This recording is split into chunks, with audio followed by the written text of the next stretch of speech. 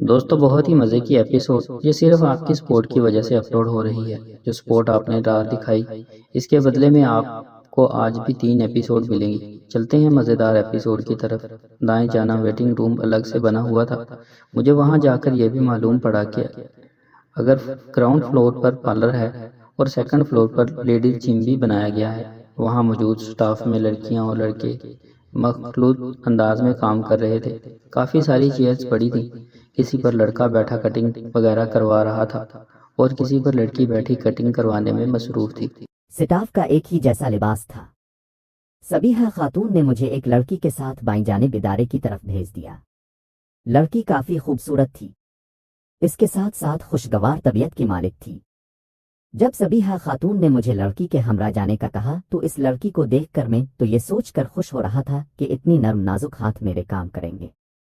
کمرے میں جا کر لڑکی نے سائڈ پر بنے ٹرائی روم کی طرف اشارہ کرتے ہوئے اپنے مخصوص انداز میں مسکراتے ہوئے بولی، سر پلیز اب ٹرائی روم میں جا کر چینج کر لیں۔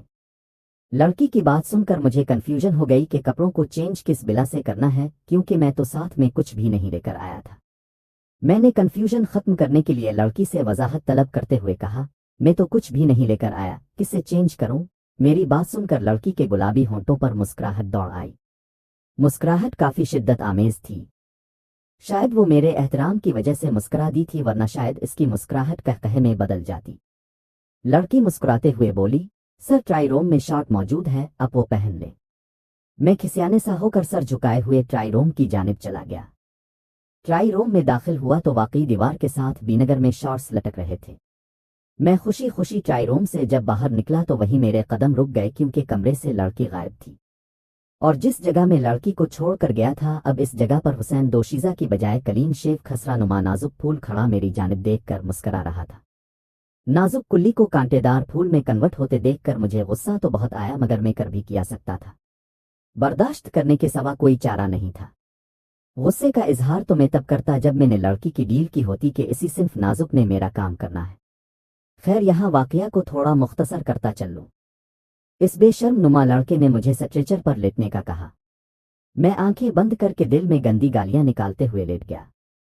اس دوران وہ لڑکا ایسی عجیب و غریب حرکتیں اور باتیں کرتا رہا جس طرح کی اور جس انداز میں اس کم بخت نے میرے جذبات کو بھڑکانے کی کوشش کی تھی، اگر اس کا تفصیلی ذکر کروں تو یقیناً اب لطف اندوز ہونے کے ساتھ ساتھ ہنس ہنس کر لوٹ پوٹ بھی ہوں، مگر طوالت کے ڈر سے اس کے ذکر کو مختصر بیان کر دیا ہے۔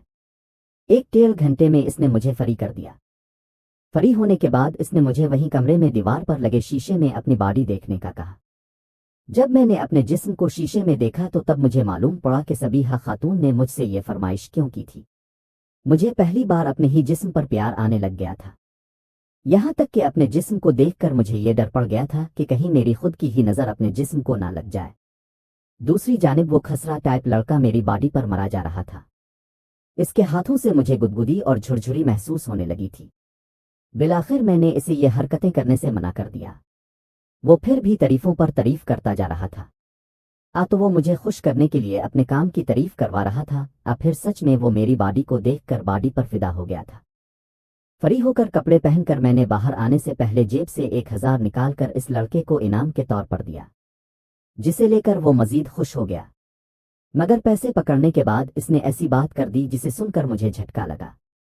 جب اس نے کہا، سر اگر آپ رنگین مزاج ہیں تو میرے پاس آپ کے مزاج کے مطابق آئٹم موجود ہیں، مگر پلیز اس بات کا ذکر کسی سے مت کرنا ورنہ میری نوکری خطرے میں پڑ جائے گی۔ میں نے چونک کر کہا، کون سی آئٹم کی بات کر رہے ہو؟ میری بات سن کر لڑکا بولا، سر میرے کنٹیکٹ میں پورے اسلام آباد کی ایک سے بڑھ کر ایک خوبصورت لڑکیاں ہیں جو صرف اب جیسے کڑیل نوجوانوں کا کام پوری ایمانداری سے کرتی ہیں۔ لڑکی کی بات سن کر میرا دل کیا کہ اسے کھری کھری سنا دوں، مگر کچھ سوچ کر میں نے کہا، فی الحال تو میں بزنس کے ایک ضروری کام کے لیے کچھ دنوں کے لیے لندن جا رہا ہوں۔ تمہاری سروس سے میں خوش ہوا ہوں، واپسی پر تم سے ضرور رابطہ کروں گا۔ جلدی سے جیب سے کارڈ نکال کر مجھے پکڑاتے ہوئے بولا، سر اس پر میرا پرسنل موبائل نمبر درج ہے، آپ کا جب دل چاہے مجھے کال کر کے رابطہ کر لینا۔ میں نے کارڈ پکڑ کر اس پر ایک نگاہ ڈال کر کارڈ جیب میں ڈال لیا۔ کمرے سے باہر نکلتے ہوئے بھی اس نے ریکویسٹ کی کہ وہ یہ کام یہاں کی اونر سے چھپ کر کرتا ہے، اس لیے کسی کو بتانا مت۔ میرا نام اور اپنا تعارف پہلے ہی کروا چکا تھا۔ میں اسے تسلی دینے کے بعد کمرے سے نکل کر دوسری جانب جا کر سر کے بال اور داڑھی مونچھوں کی سیٹنگ کروانے لگا۔ वहां से फरी होकर मुझे वेटिंग रूम में भेज दिया गया क्योंकि सबीहा खातून अभी तक फरी नहीं हुई थी। सबीहा खातून ने घंटे लगा दिए। 8 बजे के करीब एक लड़की आकर मुझे इत्तला दी कि मैडम रेडी हो चुकी हैं, वो आपकी मुंतजिर है। लड़की की बात सुनकर मैं उठकर वेटिंग रूम से बाहर आया तो सबीहा खातून निकाब किए खड़ी थी। सबीहा खातून को निकाब में देखकर मुझे हैरानगी भी हुई और हल्की सी हंसी भी आई। मुझे मुस्कुराते देखकर सबीहा खातून अपनी कातिलाना आंखों से इशारा करते हुए बोले, तुम हंस क्यों रहे हो? मैंने कहा, मैं हंस नहीं रहा बल्कि तुम्हें निकाब में देखकर हैरान हो रहा हूँ। सबीहा खातून बोले, मैंने कौन सा शौक से निकाब किया है, मजबूरी है इसलिए निकाब करना पड़ा। मैं रोमांटिक अंदाज में बोला, मुझे तो लगा कि शायद मेरी नजर ना लग जाए इसलिए अपने हुसैन मुखड़े को पर्दे में छुपा रखा है। सबीहा खातून बोले, नहीं जी ये बात नहीं है, दरअसल पहले मेरे मास्क लगाया था तो इस वजह से थोड़ी देर चेहरे को हवा से बचाता है। गाड़ी में बैठकर निकाब उतार दूंगी फिर देख लेना इस हुसैन मुखड़े को। मैंने मुस्कुराते हुए कहा, पहले कौन सा कम हुसैन हो जो फेशियल वगैरह करवा कर अपने हसन को 4 चांद लगाकर अब मासूम बच्चे की जान लेनी है। सबीहा खातून बोले, जान तो आज किसी एक की जाएगी, अब देखो बच्चे की जान जाती है या फिर मेरी। ओ मैंने कहा, इसका मतलब है पूरा प्लान तैयार हो चुका है। सबीहा खातून बोले, ये तो वक्त आने पर मालूम पड़ जाएगा कि कौन किया करता है। बातों के दौरान हम चलते हुए बाहर गैराज में आए। गाड़ी में बैठकर सबीहा खातून निकाब उतारने लगे तो मैंने जल्दी से हाथ बढ़ाकर उनका हाथ पकड़ते हुए कहा, अभी निकाब मत उतारना। वो सबीहा खातून हैरानगी का इजहार करते हुए बोले, क्यों? मैंने कहा, क्योंकि मैं रात को तुम्हें देखना चाहता हूँ जब तुम मेरे लिए स्पेशल तैयार होगी। सबीहा खातून हंसते हुए बोले, तुम तो ऐसे कह रहे हो जैसे मैंने दुल्हन बनकर तुम्हारा इंतजार करना है और तुम दुल्हा बनकर आकर मेरा घूंघट उठाओगे।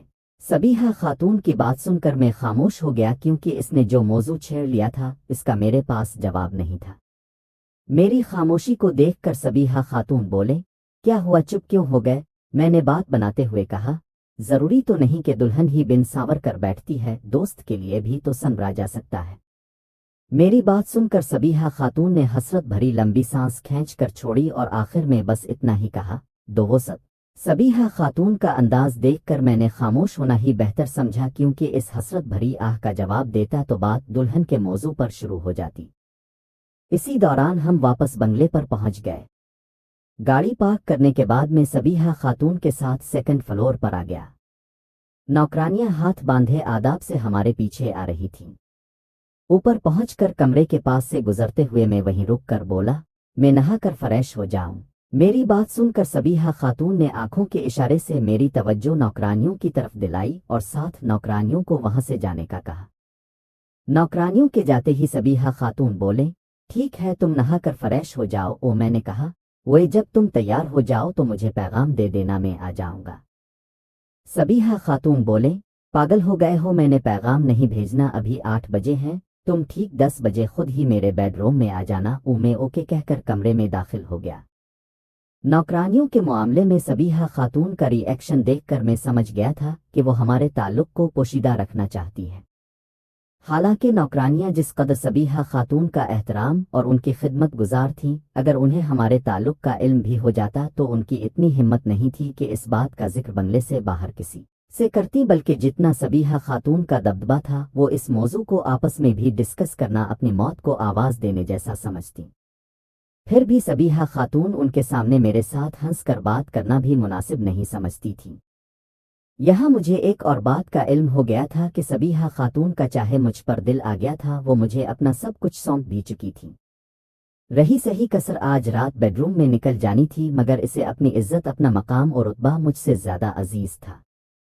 इसे मुझसे मोहब्बत जरूर थी, मगर यह मोहब्बत अंधी नहीं थी जिसे वो सबसे बालातर समझती थी। मेरे लिए ये फिक्र की नहीं बल्कि खुश आइन बात थी कि चलो इसे मुझसे ज्यादा कोई और चीज भी प्यारी है। मैं गर्म पानी से गुस्ल करने लग गया। नहाने के बाद अलमारी से नया करता पाजामा निकाल कर पहनकर ड्रेसिंग टेबल के सामने खड़ा होकर बालों को संवारते हुए मूंछों को ताव देने लगा। तैयार होने के बाद मुझे 10 बजने का इंतजार शिद्दत से लगने लगा। मैं बेचैनी में मुब्तला कभी कमरे में टहलने लग जाता, कभी बेड पर बैठ जाता तो कभी सोफे पर। आखिर कलाक को मुझ पर तरस आया और 10 बजने की खुशखबरी सुना दी। 10 बजते ही मैं जल्दी से उठा और दरवाजे की जानिब बढ़ा, मगर इतने ही लम्हे इस सोच के साथ रुक गया कि राइट टाइम पर जाऊंगा ताकि सबीहा खातून को ये लगे कि मैं बेचैनी से इंतजार कर रहा था। ना चाहते हुए भी मैं वापस आकर बेड पर बैठ गया। 10:30 बजे के करीब मैं कमरे से निकलकर सबीहा खातून के बेडरूम की जानिब चल पड़ा। हालांकि मैं कोई पहली दफ़ा तो सबीहा खातून के बेडरूम नहीं जा रहा था, फिर भी मेरी अजीब सी फैनिंग हो रही थी। ना जाने क्यों दिल के किसी कोने से मुझे वापस जाने की तलकीन की जा रही थी कि कहीं ऐसा गलत कदम ना उठा रहा हूं जिसका अंजाम कदरे खौफनाक साबित हो सकता है। मगर जब सवार हो और आने वाले लम्हात भी इस कदर हुसैन हो तो ऐसी सूरत हाल में आग का दरिया भी पार करना हो तो बंदा आग में कूदने से भी दरेग नहीं करता। बेडरूम का दरवाज़ा बंद था। मैंने दरवाजे के पास जाकर दरवाज़ा नॉक किया।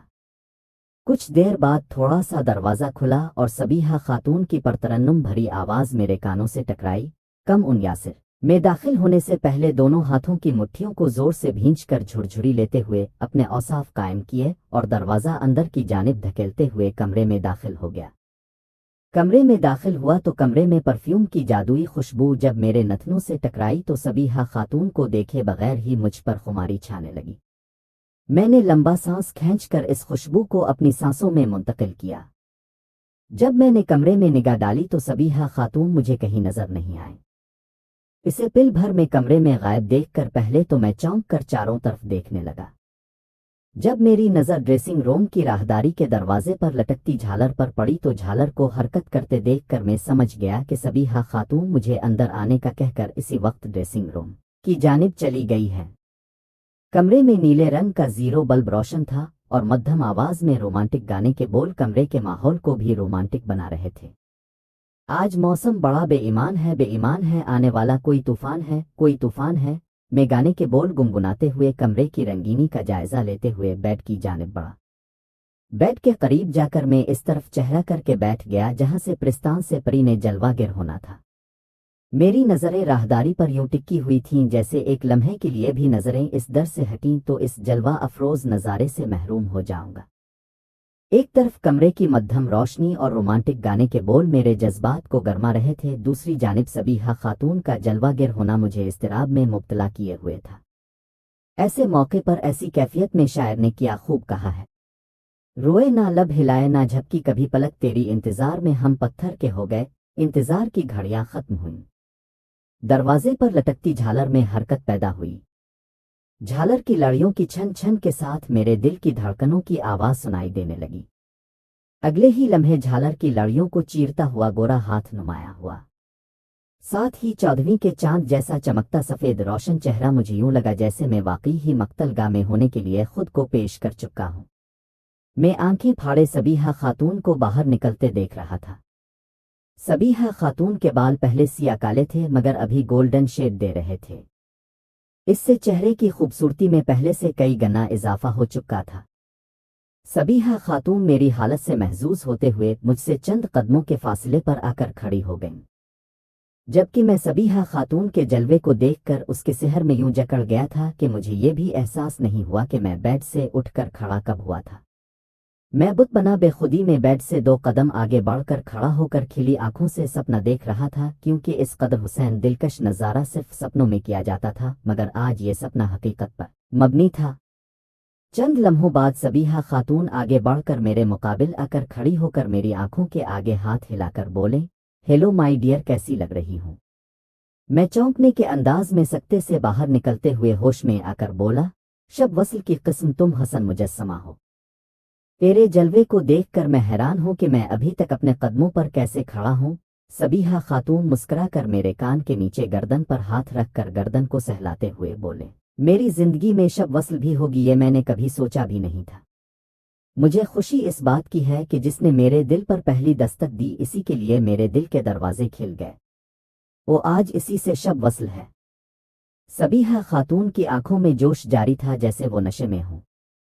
इसकी बातें सुनकर मैंने कहा, जिस हसन के मुजस्समे से बात करना भी फख्र महसूस करता था, उसकी महफिल में बैठना भी अपना मुकद्दर समझता था, जिसके पहलू में बैठकर खुश नसीबी पर फख्र करता था, आज इसी हसन की मलिका के पहलू में शब गुजर गई। मेरी इससे बड़ी खुश नसीबी क्या होगी कि इतने खूबसूरत साथी के संग वसल की शब गुजर सकती है, ये तो मैंने कभी ख्वाब में भी नहीं सोचा था। ये कहकर मैंने सबीहा खातून की कमर के पीछे हाथ ले जाकर जब कमर पर हाथ का दबाव डालते हुए इसे अपनी जानिब खींचा तो यूं लगा जैसे कमर की बजाय मैंने रेशम पर हाथ रख लिया हो। सबीहा खातून झटके से आगे को होकर मेरे सीने से लग गईं। मेरे साथ लगने की वजह से मेरी गर्दन पर रखा सबीहा खातून का हाथ गर्दन की पुश्त पर जा चुका था। हम दोनों का चेहरा इस कदर मुकाबिल था कि हम दोनों की सांसें एक दूसरे के चेहरे पर पड़ रही थीं। सबीहा खातून बोले, मैंने जिंदगी में पहली बार ऊपर वाले से एक दुआ मांगी थी जो आज पूरी होने जा रही है। मैं सबीहा खातून की झेल सी आंखों में झांकते हुए बोला, कौन सी दुआ? सबीहा खातून बोले, तुम्हारे पहलू में एक शब गुजारने की दुआ। आज तुम्हें अपने दिल की सच्ची बात बताऊं? ओ मैंने रोमांटिक अंदाज में कहा। हाँ बताओ। ओ सबीहा खातून बोले, यासिर जब मैंने पहली दफा तुम्हें देखा था तो पहली बार किसी मर्द को देखकर मेरे दिल ने बेचैनी का इजहार किया था। तब से तुम मेरे दिल और दिमाग पर सवार थे। मैं तुम्हें जहन से निकालने की जब भी कोशिश करती तुम्हारी याद मजीद शिद्दत कर जाती। शायद ही मेरी कोई ऐसी रात गुजरी हो जिस रात में तुम्हें याद न किया हो। हालांकि मैं तुम्हारे बारे में सब जानती थी कि तुम किसी लड़की के इश्क में मुब्तला हो और तुम मेरे कभी नहीं हो सकते। तब दिल से आवाज आती कि अगर तुम इस मनपसंद फूल को हासिल नहीं कर सकती तो इसकी खुशबू तो सूंघ सकती हो। तब से मैंने इरादा कर लिया था कि तुम्हें अपने करीब रखूं, शायद तुम्हारे दिल के किसी कोने में मेरे लिए थोड़ी सी जगह बन जाए। मैंने कभी तुम्हें विस भरी निगाह से नहीं देखा, माना ही मेरे दिल सागर में कभी इस तरह की बात आई थी कि तुम मेरे इतने करीब आओगे। बस दिल करता था कि तुम मेरे सामने हो और मैं तुम्हें देखती रहूं, तुमसे बातें करती रहूं। मगर तुमने मुझे नीचे फेंक कर अपने वजूद की छांव में मुझे महफूज किया था। इस दिन मैंने पहली बार किसी को महसूस किया था, और मर्द भी वो जो मेरे दिल और दिमाग पर हर वक्त सवार रहता था। बस फिर उसके बाद मैं खुद को रोक नहीं पाई, जिसे सिर्फ अपने सामने रख कर देखती रहना चाहती थी। आज शब बहार हमारे बीच क्या होगा मुझे नहीं मालूम, शायद हम बहक जाएं, मगर इसमें हम दोनों कसूरवार होंगे। इसलिए मुझे गलत मत समझना। मैं अपने दिल के हाथों मजबूर होकर अपना सब कुछ तुम्हें सौंप रही हूं। मेरी जान में बेबस हो चुकी हूं। मेरे सोचने समझने की सलाहियत तमाम शद हो गई है। तुम्हारे वजूद के चंद लम्हों के लम्स ने मुझे अपने सिहर में यूं जकड़ा है कि तुम्हारे सिवा कुछ सूझता नहीं है। तुम्हें एक पिल के लिए खुद से दूर नहीं कर सकती। पहली दफा जब तुम्हें देखा था तभी तुमने मेरा यह हाल कर दिया था। मैं अक्सर खलवत में तुम्हारे बारे में सोचते हुए खुद से हम कलाम रहती थी, कहती रहती थी, सुना लोग इसे आंख भर के देखते हैं, सुना ठहर के देखते हैं, रब ने इसको खराब हालों से सौ अपने आप को बर्बाद करके देखते हैं। सुना है इसको भी है शेर और शायरी से लगनसर, हम भी मुजिज़े अपने हुनर के देखते हैं। सुना है बोले तो बादल से फूल झड़ते हैं, ये बात है तो चलो बात करके देखते हैं। जब तुमसे बातों का सिलसिला शुरू हुआ तो सब कुछ सच लगने लगा। ओ यासिर। सबीहा खातून के मुंह से आई वो यासिर ई सुनकर मेरे ज़मीर ने मुझे झंझोड़ने की कोशिश की कि यासिर उठ यहाँ से वापस लूट जा, अभी देर नहीं हुई। इस चक्कर में कहीं वापसी के तमाम रास्ते बंद मत कर बैठना। मगर इस वक्त सबीहा खातून के बाजों में जकड़े इसका सहर मेरे ऊपर तारी हो चुका था। मैं अपने होश व हवास खो बैठा था। कुछ सोचने समझने की सलाहियत दम तोड़ चुकी थी। सबीहा खातून की बात सुनकर मैं इसकी कही हुई गज़ल को मुकम्मल करते हुए इसकी रेशम जैसी नरम मुलायम गालों को हाथों के प्यालों में लेकर उसकी झेल सी आंखों की गहराई को नापते हुए घूमकर अपनी पोजीशन बदलकर सबीहा खातून को बेड की जानिब मोड़कर रोमांटिक अंदाज में बोला, सुना है रात भर तुझे चांद तकता रहता है, सितारे बाम फलक से उतर उतर के तुझे देखते हैं। सुना दिन में भी तुझे तितलियां सताती हैं, रात को जुगनू ठहर ठहर कर देखते हैं। हशर है तुम्हारी गजाल सी सेहर अंगेज आंखें तुझको हिरन दश्त भर के देखते हैं। मैं हर शेर पर सबीहा खातून को हल्का सा पीछे की जानिब धकेलते जा रहा था। सबीहा खातून को पीछे की जानिब धकेल कर बेड पर लेटा कर खुद भी साइड पर लेट गया। पहले तो तुम बड़ा दावा कर रही थी कि आज कुछ भी होगा उसके हम दोनों जिम्मेदार हैं, और अब पहली फुर्सत में सारा इल्जाम मुझ पर थोप कर तुम खुद बुरी इल्जामा हो गई हो। मेरा अंदाज बयान इस कदर पावरफुल था कि सबीहा खातून की वैसे ही बोलती बंद हो गई थी। میں نے الفاظ میں ہی اسے اس انداز میں مات دے کر بے بس کر دیا تھا کہ اسے اس جرم میں برابر کا شریک ہونے کا احساس دلانے کے ساتھ ساتھ اسے اس بات کا بھی احساس دلا دیا تھا کہ تم کس قدر حسین ہو کہ میں تمہارے سحر میں جکڑ کر اس قدر بے بس ہو گیا تھا۔ مجھے کچھ ہوش نہیں رہا کہ میں کیا کر رہا ہوں۔ میں جب سبیحہ خاتون کو خاموش کھڑے دیکھا تو میں نے ہاتھ کھول کر اس کے کندھوں کو پکڑ کر کہا، پھر بھی تمہیں لگتا ہے کہ میں جنگلی جانور اور جاہل گنوار ہوں، اور جاہل گنوار ہونے کی وجہ سے تم جیسی قابل اعلیٰ شخصیت کے لائق نہیں ہوں، تو پھر میں ساری غلطی اپنے ذمے لے کر خود کو مجرم قرار دیتا ہوں۔ تم مجھے میرے جرم کی جو بھی سزا دینا چاہتی ہو اس سزا کا حکم صادر کر دو، تاکہ سزا بھگتنے کے بعد میں یہاں سے بلکہ تمہاری زندگی سے ہمیشہ ہمیشہ کے لیے کوچ کر جاؤں۔ سبیحہ خاتون نے جب ہمیشہ کے لیے زندگی سے کوچ کر جاؤں کا لفظ سنا تو چونک کر میری جانب دیکھا۔ چند لمحے سبیحہ خاتون میری جانب خود سے دیکھتی رہیں، جیسے میرا چہرہ پڑھنے کی کوشش کر رہی ہوں، مگر اسے یہ نہیں پتا تھا کہ اس کا کسی ایکٹر کے ساتھ پالا پڑا ہے، اس لیے اسے میرے چہرے پر دوائی تکلیف پشیمانی کے کچھ آثار نظر نہیں آ رہے تھے۔ چند لمحوں بعد سبیحہ خاتون لمبی سانس کھینچ کر سانس چھوڑتے ہوئے بولے، سزا تو تمہیں برابر ملے گی کیونکہ تمہارا جرم ناقابل معافی ہے، اور ایسے جرم کی سزا مل کر ہی رہتی ہے۔ سبیحہ خاتون کی بات سن کر لمحہ بھر کے لیے میرے دل میں خوف کی لہر دوڑی، مگر میں مضبوط اعصاب کا مالک تھا، اس خوف کو چہرے پر نمودار نہیں ہونے دیا۔ میں پرسکون انداز میں سنجیدگی سے بولا، حکم کرو کون سی سزا کا میں مستحق ہوں؟ سبیحہ خاتون اپنے جاگیرانہ انداز میں بولے، میرے کمرے میں جا کر ہمارا انتظار کرو، ہم کچھ دیر بعد آخر تمہاری قسمت کا فیصلہ کرتے ہیں۔ میں نے سینے پر ہاتھ رکھ کر کہا، جو حکم آپ کا میں ہر طرح کی سزا کے لیے تیار ہوں۔ یہ کہہ کر میں سبیحہ خاتون کی جانب دیکھے بغیر نظریں جھکائے واش روم سے نکل کر واپس کمرے میں آ گیا۔ کمرے میں آ کر بیڈ پر بیٹھ کر سوچنے لگ گیا۔ مجھے کبھی اپنی حرکت پر غصہ آتا تو کبھی میں سبیحہ خاتون کو کوسنے لگ جاتا کہ سالی نے خود ہی سارا پلان کیا ہے اور اب سارا الزام مجھ پر ڈال کر مجھے قصوروار ٹھہرا کر سزا کا مستحق قرار دے دیا ہے۔ ایک سالی نے نہ جانے کون سی سزا دینی تھی جو مجھے اپنے کمرے میں بھیجنے کی بجائے اپنے کمرے میں رہنے کا حکم صادر کر دیا تھا۔ اسی دوران راہداری کے آگے لٹکتی جھالر کی سرسراہٹ سنائی دی۔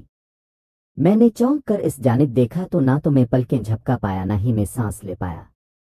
میں اسی سٹائل میں پتھر کی مورت بن کر اس جانب دیکھے جا رہا تھا جہاں سے مجھ پر سحر پھونکا گیا تھا۔ رنگ روپ بدلنے میں تو سبیحہ خاتون نے گرگٹ کو بھی مات دے دی تھی۔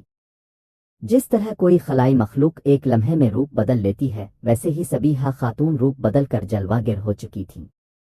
روپ بھی ایسا کہ پہلے سے بھی زیادہ جاندار جھٹکا دے چکی تھی۔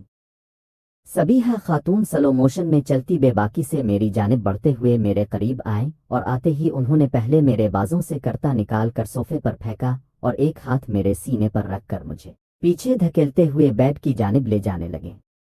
میں یوں الٹے پاؤں پیچھے کی جانب چلتا جا رہا تھا جیسے ریموٹ کنٹرول سبیحہ خاتون کے ہاتھ میں ہو، اور میں اس کے اشاروں پر الٹے پاؤں پیچھے کی جانب چلتا جا رہا ہوں۔ ہمارے درمیان ابھی تک خاموشی تھی، بس نظریں ایک دوسرے کی نظروں میں پتھرا گئی تھیں۔ میں تو پہلے ہی پلکیں جھپکانا بھول چکا تھا۔ سبیحہ خاتون میری آنکھوں میں آنکھیں ڈالے ہوئے میرے سینے پر پنجہ گاڑے مجھے پیچھے دھکیلتی جا رہی تھی۔ اس دوران تب احساس ہوا جب مجھے دھڑام سے کمر کے بل بیڈ پر گر الف۔ سحر ٹوٹنے کے بعد ہوش میں آتے ہی میں نے اپنے ہوش حواس قائم کرتے ہوئے سوالی نظروں سے سبیحہ خاتون کی جانب دیکھ کر کہا، کیوں میری جان کی دشمن بنی ہوئی ہو؟ پہلے اپنے جلوے دیکھا کر مجھے پاگل کرتی ہو، پھر میرے پاگل پن پر غصہ ہو کر مجھے جنگلی جانور بنا دیتی ہو۔ سسک سسک کر مرنے سے بہتر ہے ایک ہی دفعہ میں قتل کر کے مجھے اس اذیت ناک لمحات سے نجات دلا دو۔ سبیحہ خاتون میرے چہرے کے اوپر چہرہ کر کے میری آنکھوں میں آنکھیں ڈال کر بولے، جتنا تم نے سسکنا تھا سسک لیا، اب تمہیں مزید سسکنے کا موقع نہیں ملے گا۔ ہم نے فیصلہ کر لیا ہے کہ اب تمہیں عمر قید کی سزا دی جائے گی۔ سبیحہ خاتون میری نظروں کا نشانہ دیکھ کر اور میری جانب سے خاموشی پا کر میری توجہ اپنی جانب مرکوز کرواتے ہوئے اپنے مخصوص انداز میں بولے، ہم تم سے بات کر رہے ہیں، کیا وجہ ہے تم ہماری بات سنی انسنی کر رہے ہو؟ تمہاری نظر میں ہماری بات کی اہمیت نہیں ہے، یہ جاننے کے لیے میں نے وضاحت کرتے ہوئے کہا، اگر تو عمر قید مخلص دوستی کے رشتے کا بندھن ہے تو میں تمہاری عمر قید میں بہت پہلے سے آ چکا ہوں۔ اس لیے میں جذبات پر کنٹرول کیے اسی پوزیشن میں لیٹا رہا۔ چند لمحوں بعد صبیحہ خاتون بولے، اب موڈ کیوں خراب ہے؟ کر لو جو کرنا ہے، اب تمہیں نہیں روکوں گی۔ اور میں نفی میں سر ہلاتے لاڈلے پن سے بولا، مجھے نہیں کرنا کچھ بھی۔ صبیحہ خاتون بولے، یاسر تنگ مت کرو، ادھر میری طرف دیکھو۔ یہ کہہ کر صبیحہ خاتون نے میری گال پر ہاتھ رکھ کر میرے چہرے کا رخ اپنی جانب کیا۔ میں نے صبیحہ خاتون کے چہرے کی طرف دیکھا تو وہاں اداسی اور مجبوری کے سوا کچھ نظر نہیں آیا۔ صبیحہ خاتون بولے، اب تو میں نے اجازت دے دی ہے، اب موڈ کیوں بنا رکھا ہے؟ میں نے کہا، مجھے ایسی اجازت نہیں چاہیے جس میں دل کی رضامندی کی بجائے مجبوری شامل ہو۔ صبیحہ خاتون بولے، یاسر میری ایک بات کھول کر سن لو، دنیا کی کوئی طاقت مجھ سے کوئی بھی کام مجبور کر کے نہیں کروا سکتی ہے۔ تم نے شاید ابھی تک سوبی کو جانا نہیں ہے۔ سوبی اس شخصیت کا نام ہے جو اپنی جان دے سکتی ہے مگر کسی کے آگے جھک نہیں سکتی۔ کسی ماں نے ابھی تک وہ لال ہی پیدا نہیں کیا جو سوبی کی مرضی کے بغیر اپنی بات منوا سکے۔ آئندہ ایسی بات مت کرنا، مجھے اچھا نہیں لگتا۔ اچانک سے صبیحہ خاتون میں سلطان راہی کی روح نازل ہوتے دیکھ کر پہلے تو میں کوئی جوک کرنے لگا تھا، مگر موجودہ صورتحال کو دیکھ کر میں نے جذباتی انداز میں بولتے ہوئے کہا، اپنے چہرے کو دیکھو کیسی افسردہ ہے۔ میں کوئی بچہ تو نہیں ہوں جو سمجھ نہ پاؤں۔ ایسا چہرہ تبھی بنتا ہے جب بندہ کسی مجبوری کے تحت کوئی کام کر رہا ہو۔ صبیحہ خاتون بولے، کیا ہوا ہے؟ میرے چہرے کو اچھا خاصا تو ہے۔ میں نے کہا، اچھا خاصا تو ہے مگر چہرے کی رونق شوخی سب کچھ غائب ہے، اور ہاں وہ لال پیدا ہو چکا ہے جو تم جیسی اتیر گھوڑی کو قابو کر کے اس کی سواری کر سکتا ہے۔ میری بات سن کر صبیحہ خاتون مسکرا کر میری گالوں کو اپنے ہاتھوں کے پیالوں میں لے کر میری آنکھوں اور ماتھے کو چوم کر بولے، ہائے صدقے جاؤں ایسے لال پر جو مجھے قابو کرنے کا دعویدار ہے۔ میں نے کہا، دعویدار نہیں، پریکٹیکل کرنے کا ہنر رکھتا ہوں، مگر میں دوستی میں دھوکہ دینا بھی نہیں جانتا اور دھوکہ دینے والے کو چھوڑتا بھی نہیں ہوں جب تک اس کے انجام تک نہ پہنچا دوں۔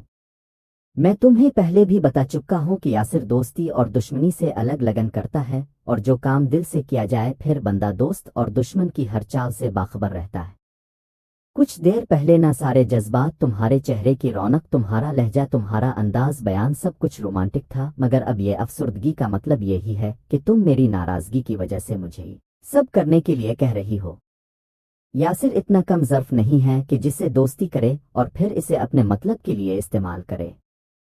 جب تک تم دل جان سے یہ کام کرنے کے لیے آمادہ نہیں ہوگی تب تک میں اس کا ذکر بھی نہیں کروں گا۔ یہ یاسر کا تم سے وعدہ ہے۔ صبیحہ خاتون کا 40 سال کی عمر میں کام ہو چکا تھا۔ جس عورت کے ساتھ بات کرنے میں اس کی محفل میں بیٹھنے کے لیے ہزاروں لوگ اپنی خوش قسمتی سمجھتے تھے، جسے ملاقات کے امیر ترین زمینداروں سیاستدانوں کو وقت لینا پڑتا تھا، وقت مانگنے پر دوران ملاقات اونچی آواز میں بات کرنے کی ہمت نہیں رکھتے تھے، جس سے شادی کرنے کے لیے بڑے بڑے جاگیردار خواہش مند تھے۔ آج اس جاگیردارنی کو یاسر نے لگام بھی ڈال لی تھی اور اپنے پیار میں پاگل کر کے اپنے نام کر لیا تھا۔